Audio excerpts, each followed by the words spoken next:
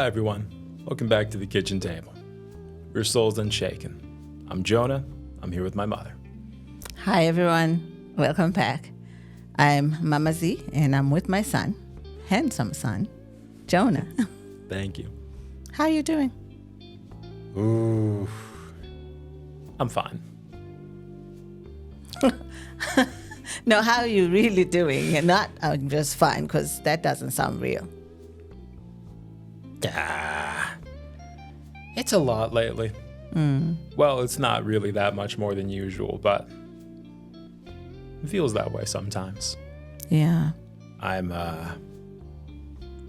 doing that thing I do where I get nervous about stuff that hasn't even happened yet. Which I'm slowly breaking out of, but it's not easy and it's not consistent. And it's still there. Of course. Yeah. So lately I've just been afraid of the future for the last, I'd say about a month by now. It's been a little rough. I'm sorry, but thank you for sharing that. It's, sometimes I want you to say I'm great because I feel like we've done all of these things outside to change everything again. By all means, I should be a lot more confident right now. Right. But I also know that it's not as easy as that. And so when you're telling the truth like this, as a mom, I just want to fix it. Right. But I know I can't, because sometimes it's not about fixing it. Sometimes it's enough to listen. And I don't know if that's helping you at all, but I hope just that I can listen. It helps you just open up so that you have a place that feels safe. It doesn't always make whatever it is go away, of course, but just being seen and acknowledged is a huge thing, And I'm really appreciative about that. I'm very glad you actually care. There's been a lot of times that I can remember where someone asks, "How are you doing?" and they don't really want a genuine answer. No, as soon as you start the genuine answer, they're like, "Oh, okay." They're gonna stop. I was just asking because I assumed you were fine. And they want to move on and do quickly something else because they feel so sorry they even asked. It's like, oh, if Lord. I knew it was this bad, I wouldn't have said anything. Yeah, but it's really a good thing to check in. It's important. Your loved ones, your friends, your relatives, anybody, Our including your neighbor. Even your neighbor, yeah. Yeah, check in, and it's not only when you haven't seen them. Just check in on them just 'cause. Just check in. I just checked in on on our new friends this morning who had traveled back to the U.S. and they came back and they had a little cold, and then it turned out to be longer than that. And I noticed just thinking this morning, I said, wait, it's been quiet lately. I haven't heard or seen nothing on social media. And then Americans will say, particularly African American, the Lord put you in my spirit this morning. I thought about that. I was like, yeah, they were in my spirit. Yeah, they were in my spirit this morning. I checked in and I, find out, they still had been sick for this long. I didn't know. And they're getting better though, because they finally were able to see the doctor. I'm glad. And that's because they traveled, and they're like, next time we're just going to make sure we're putting masks wherever we go. And I thought, you know what, that's not a bad idea. We really got to think about this, because really they got sick. But I'm just saying that, checking in, it doesn't cost you anything. Doesn't cost you anything. No, check in on people. Or at the very least, don't ask if you don't care about the answer, I got plenty of friends, but my favorite ones, they don't ask without at least caring about the answer. We do often say, "Hey, how are you doing?" just as a greeting. Yeah. Because it's just what you do. But if one of us isn't doing fine and we just let it all out then and there, that's okay. Nobody's ever really going to be admonished for that. So basically you're saying that if somebody asks and then you pull out your hat, it's like, And if they're like, "Ooh, that was weird," then why did you ask? Just leave it alone next time. The whole world of your problems is coming out. It's like, oh my gosh. Sometimes you just got to let it all out. You know what? I just forgot. I just remembered I had really something important I had to go to. Really? And then you dash off. That way, you get away from this listening to, and then you come outside, you're like, whew. Some people are afraid to listen to all of these things, I don't read it. There's the solution. Even if you're not someone who's okay with listening to that sort of stuff. I mean, not everyone's built the same. Fair enough. Mm-hmm. Then just don't ask the question. That is true. Well, I suppose just like you said, it's a greeting sometimes. I suppose. And you don't really expect somebody to. That's why everybody will just say, I'm fine. Exactly. And hey, how are you doing? I'm okay. Yeah, but they're not. Because they're not. It could be a greeting. And also, just like that, you don't want to run people off. That one's really common in, I don't really know about elsewhere, but that one's really common in American men. Raised to believe we're not really supposed to be anything other than fine. So to not be okay, much less to tell someone about it, that's a big no-no, It makes you weak, isn't it? Makes you weak. It gives whoever you're talking to the ick, as they're calling it, or whatever else. And it's a shame. I feel like that's why a lot of people end up with, depression, and because really, it can build up. It can build up whatever is going on, and you don't have a place. It's also why a lot of men are just complete jerks. It's got to go. All that frustration, all that not okayness, it's got to go somewhere. And anger is really the only way it's considered acceptable. Buy a punching bag or something. Really, put in your garage. Get a punching bag. I know that doesn't. Buy a plant to water or something. I don't know. Oh, you gotta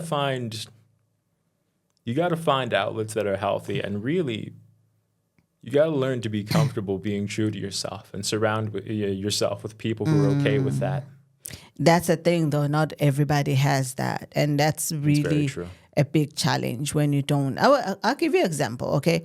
Not even talking about people who have families, because sometimes, you can have family but still feel lonely. Yeah, right? Here's an example, all right? I turned 57 this weekend. Woohoo! Right? No. Because when I woke up in the morning, instead of being excited that, oh, thank you, God, you gave me another year and I'm healthy, I can do things for myself. And yet, I got so sad. So sad. And I just was thinking about all kinds of things that I haven't done or could have done, or now I'm turning 57, 60 is very close.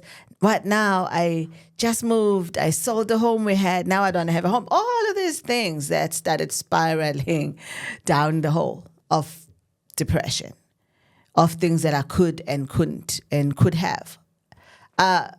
Weird part about that is that the reason why we wanted to start over is because we didn't want to be bothered with that kind of thought where this is what you should have done now. This is what you're expected to do. Now you're preparing for all the letters I get about you getting closer to your retirement age. These are the things you should have said or done, or at this point you should have had this much money. These letters come, right?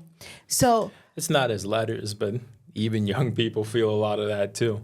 I didn't know that young people feel that too. Yeah, because I just thought it's us getting old. No, it's a lot of us were prepared for a world that doesn't actually exist anymore, We were raised to be in a version of the planet that isn't really a thing anymore.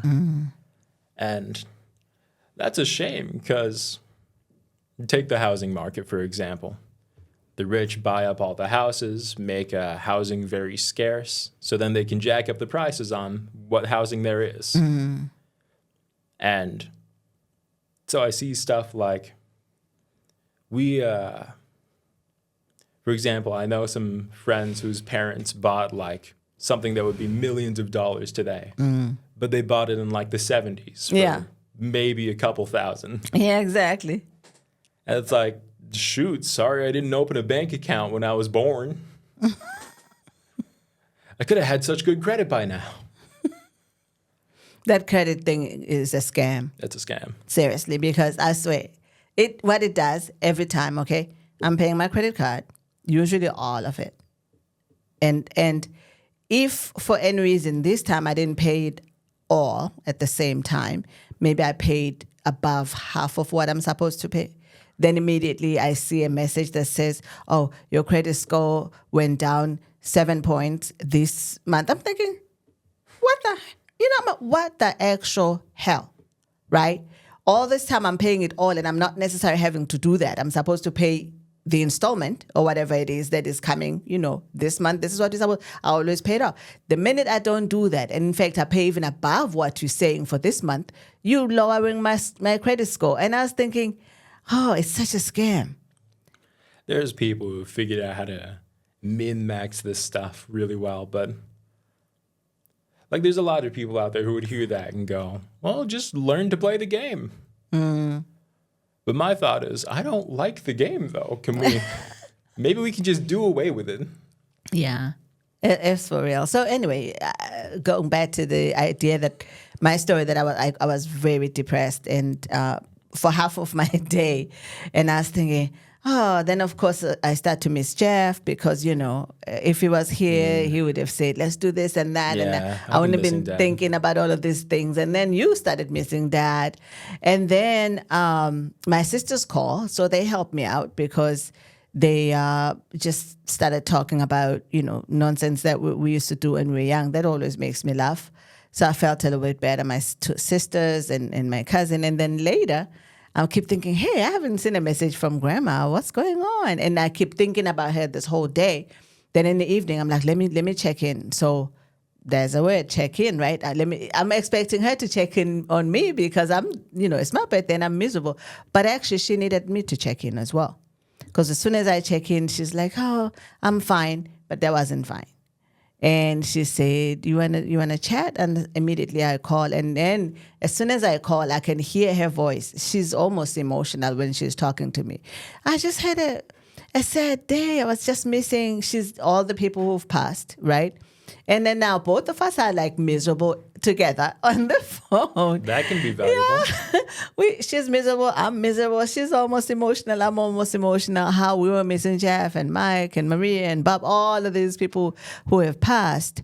But at some point, we start to laugh at each other, how we used to have this like sad pity party calls that we used to have. And then I said, and it's my birthday. She says, oh, darn it. I was remembering the whole week. I blew it. I was like, no, it's okay. And then but we're having a good time after that. By the time we finished talking after an hour of chat, we both were laughing, right? So I thought she needed to check on me, right? Because it was my birthday. But actually, I'm glad I checked in on her because she was sad. And if I sat there and got upset that, oh, she didn't even text me or call me on my birthday, meanwhile, she was struggling in her day, right? Whatever triggered that, but it made her forget about my birthday. She was in that moment of being sad. But if I stayed there and decided to be upset, right, and judged her, then I would have missed out on an opportunity for both of us to share the sadness and end up laughing together. And because it ended up being such a good call, as we always had, So I'm just sharing this story to say sometimes things that don't mean nothing, because quite frankly, my life is doing great. Yes, there are things that are stressful. That's normal. But if I look at where we come from, where we've been, to where we are now, and we did it. There was a thing to celebrate on my birthday to say, wow, God, I can't wait to see what else you have for us. All these plans we have, are you supporting us? Are you going to help us, succeed? That's true. And these things, because what I'm wanting to do now, even if I'm thinking about a job at the side, whatever that's going to help pay the bills while I'm pursuing our dream, right? Because I understand today, hey, we need to create something for ourselves. As you said in one podcast that you're not a guy for 9 to 5. It's not and me. because you're not, then we have to create. And creating means you're going to spend a little bit. And sometimes you're spending a little bit, you don't see the returns. And that's okay. As long as you pursue and you are persistent and also true to yourself. Because if you're doing something that you're creating and you start to focus on building money, which business people who have sense will say that's the way, but actually that's not where we want to go. We want to go to a place where we ourselves are enjoying what we are doing. But also not just that, because you and I both believe that, telling stories, learning from others, seeing how the religion has influenced the culture, seeing how the history has influenced culture. This is why we're behaving this way towards each other or against each other. And to at this present moment, to use that to show we are brothers. We are same creation that needs all these things together, right? This is why we want to come out and do this. And it's not about wanting to be famous, because at least you don't have to do too much to become famous. You can just walk butt naked and do something crazy. It seems to me that's what's happening now. And then all of a sudden you are, on TikTok, everybody's sharing your nonsense. But when you're doing something authentic, something that's of value, something that's going to shift the mindset of what we have been taught by the West, and to highlight particularly ethnic groups, indigenous people of any kind, with their traditions, and I want to learn from them because there's something good about that. But there's a lot of people who've been historically overlooked. Yeah, exactly. And I want to learn from them. I want to learn from them. I want to learn how they eat, how they grow plants, how they treat animals around them, and how they live well with the nature in balance, and how they also all these medicines that come from plants that we've tossed out because we think the peel from the pharmacist is the best thing. Like I told you one time that when I was growing up, our medicine, you was afraid to say you had a headache or stomachache because it was the same. It was aloe vera. Ooh, that thing was nasty. But guess what? You got like this after drinking it. Just like that. There was no question about it. So I want to go back to that.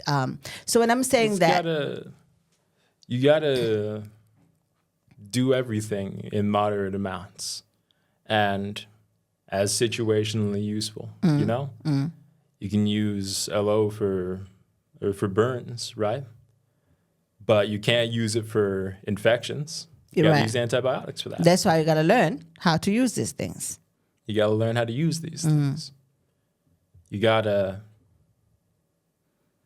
take everything in full. It can't be too much of this or too much of that. That's why I feel it's important to learn from these groups as well. Yeah.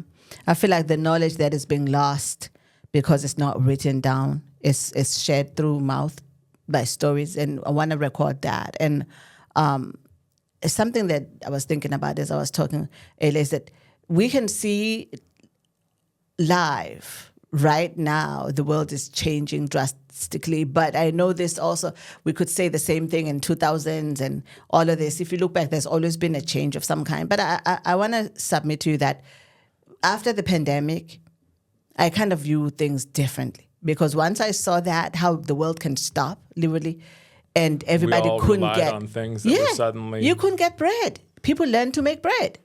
You couldn't get toilet paper. Some people hog the toilet paper. So these are the things. And I'm thinking, there's no guarantee that's not going to happen again. We've seen it. And if you look around and how things are happening, and I'm like, hey, let's hurry up. Let's tell the stories while people are still here, while we still have a chance to go somewhere and meet people and learn, because it seems to me that at some point we're going to need this information when we find ourselves in a similar situation like the pandemic, not knowing how it will be, navigate. How it will present itself next time. But I feel like it will come. And when it does, I'm not a person who say I'm a doomsday prepper, but I'm not. It would be good to be self-reliant in a time like that. I would love to.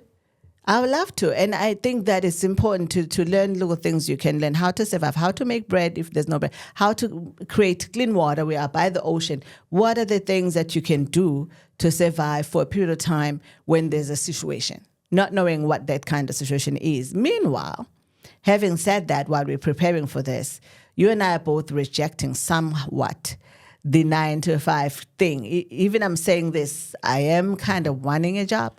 I'm not necessarily saying reject modernity. we all gotta go out and live in the forest. Hey, I wouldn't mind that. I mean, that'd be pretty cool, actually. But I'm not saying that. But I'm not a camping person. I'm saying, well, like I say, try to do everything. The nature sounds good to me right now, though. Does sound pretty good. I think what's important in a time like that is, more than anything, more even than certain knowledge, is being able to rely on the people around you. And that doesn't mean if you have a family or if you have friends nearby, anybody can be nice to their friends and family. That's not what I'm talking about. I'm talking about, in times of crisis, those who do best are those who can form communities with the people in proximity to them. Right. With their neighbors, with whoever's down the street. It doesn't matter. If you can help them, if they can help you, you just might get through this thing. We might just get through this thing. And so we're starting by checking in. Really, check in with your neighbor, check in with your down the street. You haven't seen your neighbor picking up the mail. That used to be a thing, by the way. It's like you see the mail being piled up. No, there's something wrong. Where are they? Because usually they come out. So when you see that, you go knock. And sometimes it's going to be a physical knock. Sometimes I've seen people in stories, people coming with the lawnmower, mowing the yard for somebody because it turned out they were sick. They've been lying down inside the house, and that's why they couldn't pick up their mail. That's why their yard looks like this. But sometimes you don't have these signs that give it away that someone is going through something. Sometimes people can look like they're okay, but they're not. So what do you do then? That's pretty difficult. There's a whole lot of people who look just fine when they're not. In fact, there's a whole lot of people who look better than they usually do when they're at their worst.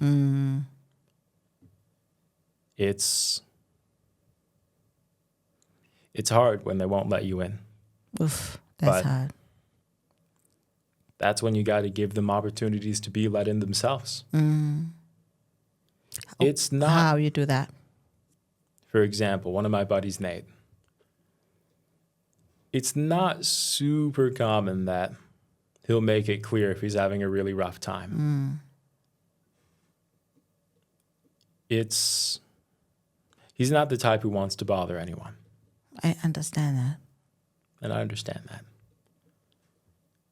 So I'll look out for him in other ways. Maybe he doesn't feel like venting at the moment. That's fine. But maybe he just wants to hang out. So we'll say, hey, want a game? And I'll be there. Doesn't matter if I really felt like it or not. Because maybe you enjoy yourself eventually. And maybe I'll enjoy myself anyway. I often do.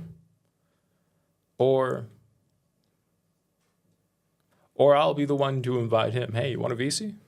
You want a voice chat? That's what you call it, VC? VC. I just learned something new, y'all. And like I said, it's up to him whether or not he accepts these things. But it's really important that the offer is there. That's a field I could improve in, really. I like that. I also like the thing you said in one of the podcasts when you're talking about your friend Jack, that he's been good to just sit next to you at the bus stop on the bench. And every time I go back to that visual because it's so good. And I imagine, I don't know if you ever saw the Forrest Gump movie. Yeah. Yeah, there's a little scene where he's sitting on the bench at the bus stop with this little boy, I think after he had a little child. And they're dressed exactly, they're like the same person. The shot shows them from behind. And it's such a cute, they're just sitting there quiet. And every time you say that, it takes me back to that visual. And I imagine that how good that can be. I can take that and transfer also in a porch, sitting next to an elderly person who's lonely, and you just go and sit and they sitting on a rocking chair, and you both, there's nothing to say, nothing to do, just sitting and watching, you know. Sometimes literally, sometimes figuratively. It can be so valuable when you're not feeling at your best for someone to just sit with you a while. Or even like you did with Grandma, to be miserable together. That's our favorite thing. We're kind of fan. I love that so much. And sometimes I just listen to her. And that used to happen a lot when we were really grieving. She would talk for like 2 hours maybe, and just talking is a gift of hers. Yeah. So when things get rough, she talks. I'm glad she can. And I would just listen and be like, really? Oh my God. Yes. You know, like, and then sometimes it's me. And that was our way of checking in. But usually by the time we are done, we felt better.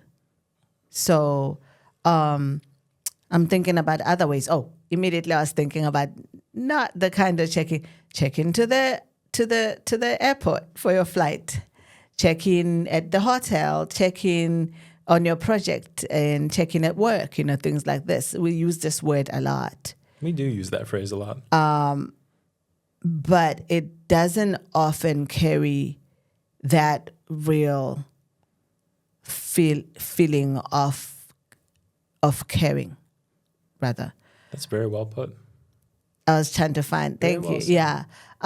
So sometimes because this word can be used in other ways, that's why sometimes when we're using it, I'm just checking in. You're not really. It doesn't quite feel real. Mm-hmm. You're not really looking for the real answer. You're just saying it because it's used in other ways, and so we're so a lot of the time when people say, "Hey, I'm just checking in," what they mean is, "Hey, tell me you're fine." Tell me you're fine.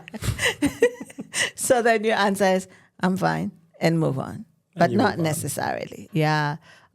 So even I find I don't always know what I'm supposed to say in situations like these when someone I care about isn't doing all right. Mm-hmm. Sometimes I do, but not always. So I'll look after them in other ways. Maybe I can't help. Maybe if I offer to hang out, they're not available or they don't really want to. So I'll send a silly little meme every now and again. Or, hey, I just heard a joke and it made me think of you. Stuff like that. That's really nice, though. Just to let them know that they are in my thoughts. It does often make someone smile, by the way. You know?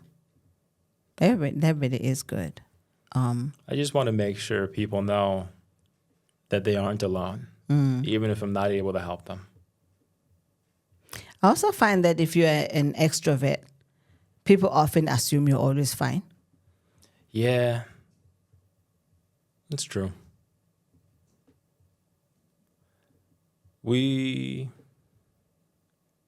By we, I mean my group. Nate is certainly the most extroverted out of all of us. Most of us aren't extroverts. So he will just be kind of bored and lonely a lot of the time. And none of us really help him out because we don't feel like doing stuff. But also, like you say, oftentimes people assume that extroverts are just all right, doing whatever. But we do gotta look out for their needs just as much too. Yeah, that's true. And when I was grieving, I had this often from my relatives. They'll say, you are strong. Thank you. I'm grateful that I am. But it doesn't mean that I don't hurt or fall apart. I too need that lifting up. Sadness looks different for everyone. Some people, like myself, just kind of fall apart. Others don't, and it's a lot harder to tell. But that's when people can actually go deeper in darkness because they were expected to just be fine, and then all of a sudden you hear these stories, and then it's heartbreaking because you say, wait a minute, but yesterday they were dancing, right? But in all of it, I don't want to go deep into the darkness of the sad part, but I just want to say that it is so important to check in on your friends, your relatives, your beloved, your Anybody you can that comes into your mind. Sometimes your heart, and there's a reason. Sometimes there's no reason, but most of the time you have to trust the universe that they will bring someone randomly into your head, into your spirit, and then instead of it's like, I haven't thought about that person for a long time. Instead of dismissing it, check in.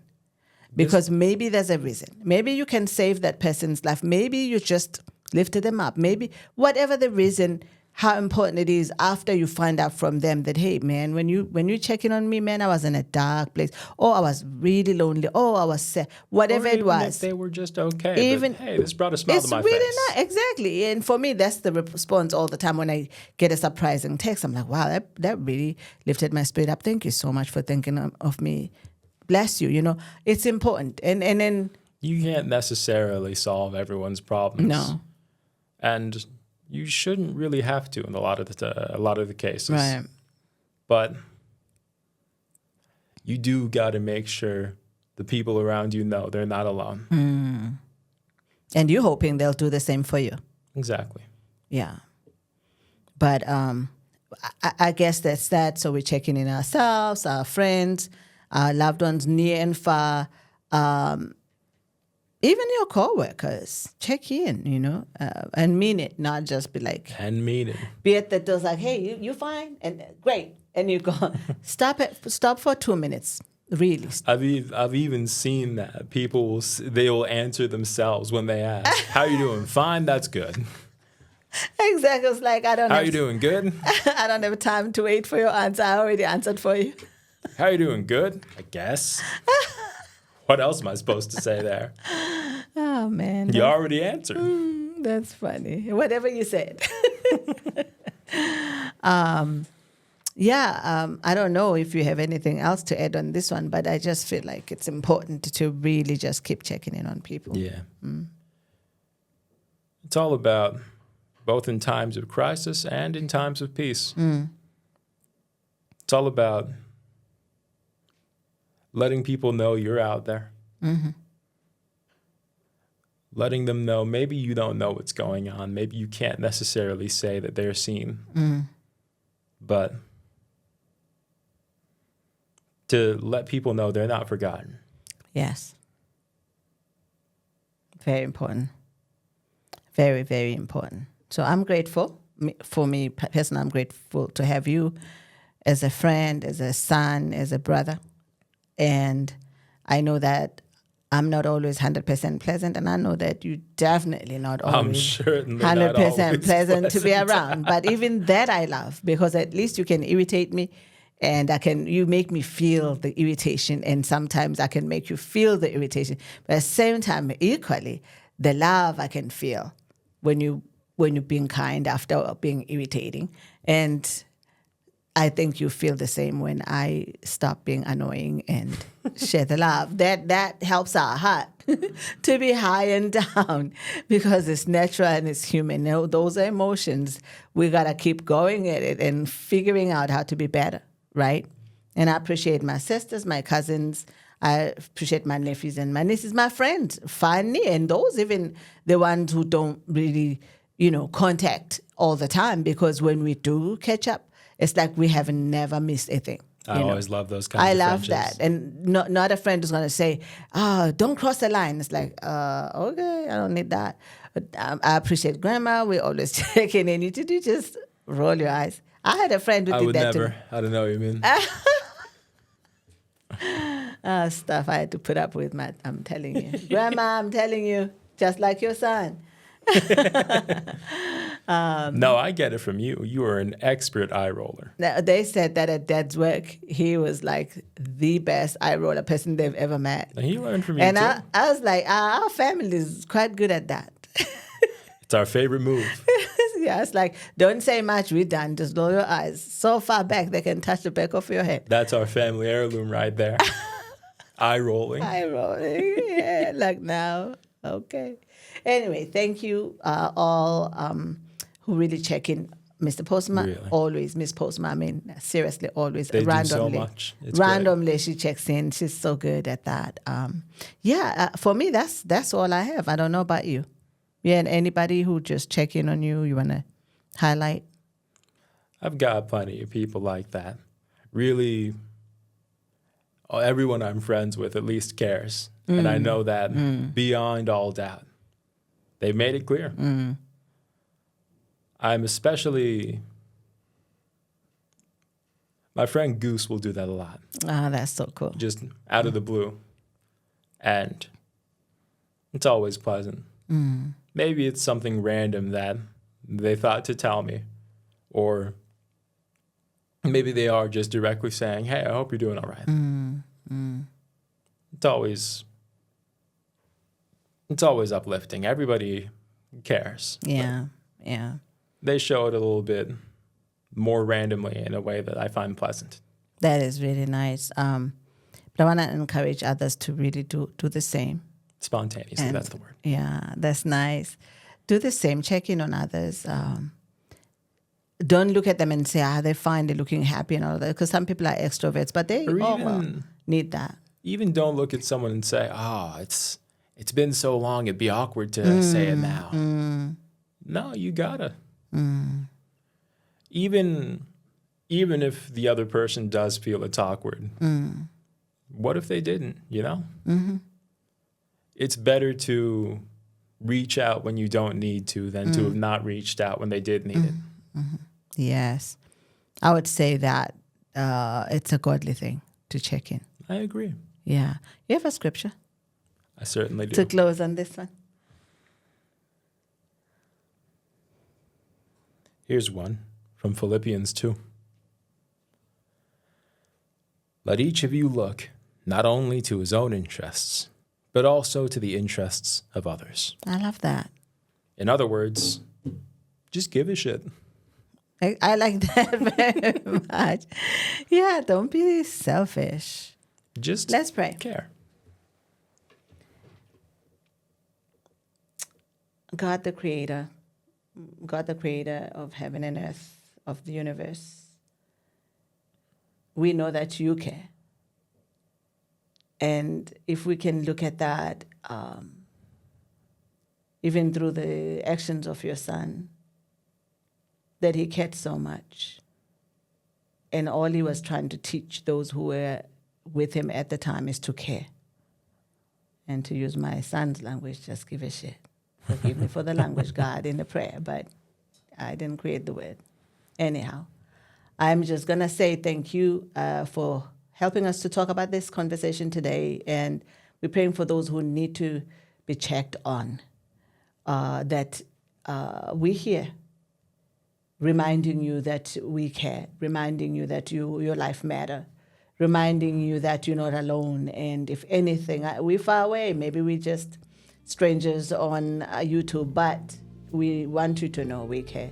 And for all our friends and all that don't have friends, we want to be your friend. And we care about you. We are checking in, and we're encouraging you to check in on others. We're encouraging you to also be open when others are checking in on you. We ask these things in Jesus' name. Amen. Amen.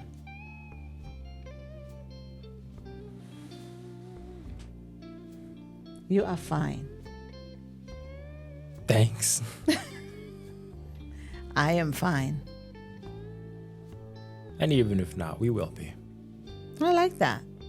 Perfect. If not today, tomorrow. And if not tomorrow, day after. And so on and so forth until you are okay. Friends, thank you. And family and new friends who are joining us, we love you. Thank you for being here. Make sure the people around you know that you love them, okay? Mm-hmm. And stay safe out there. Thank you for being with us tonight. Stay curious.